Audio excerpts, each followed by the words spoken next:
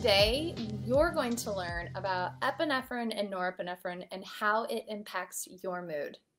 Hi, I'm Dr. Nicole Cain, and my passion is to help you turn the page on your anxiety.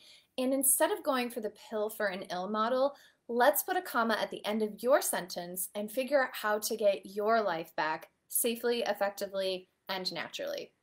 Today, we're going to talk about epinephrine and norepinephrine. The other name for epi and norepi are adrenaline. These are stress hormones that your body releases under periods of high stress, whether it's good stress or bad stress.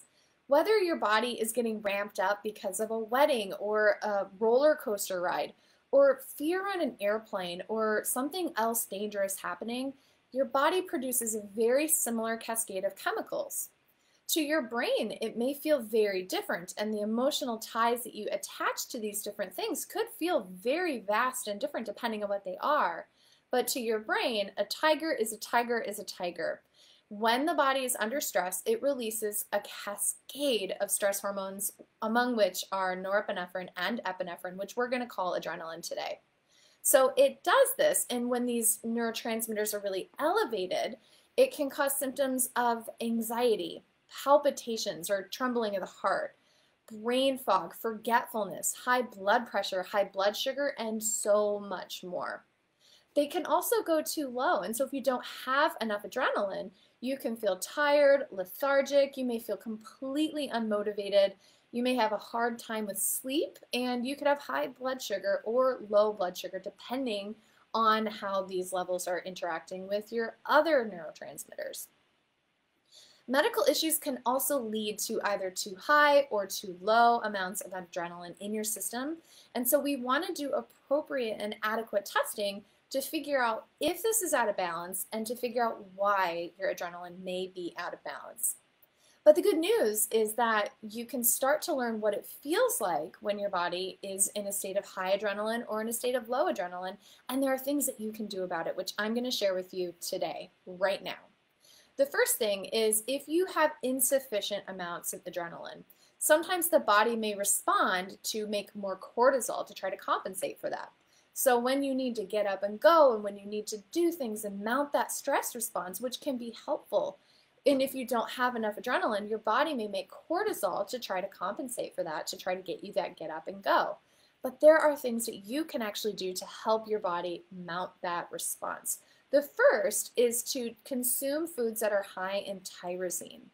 Tyrosine is a precursor to adrenaline. Tyrosine is a precursor to supporting epinephrine and norepinephrine levels. So foods that have tyrosine, number one is legumes, number two is chicken, and then fish. Fish is such an awesome way to do this because fish, as a mainstay of the Mediterranean diet, is so good for your brain, and it's anti-inflammatory. It's just awesome.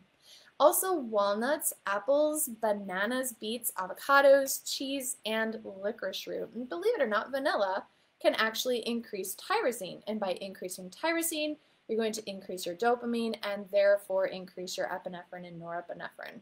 Unless, of course, you have metabolic changes that are impacting how you're processing these things. If you have low epinephrine and norepinephrine and you would rather go the botanical route, there are plants that are really good for this. My favorite is rhodiola, but you could also try hypericum and even capsicum, which is cayenne. So if you feel like you have that low ability, you don't have an epinephrine and you don't have norepinephrine, my first recommendation would be to figure out what your symptoms are and then ask your doctor if he can or she can actually test your metabolic byproducts.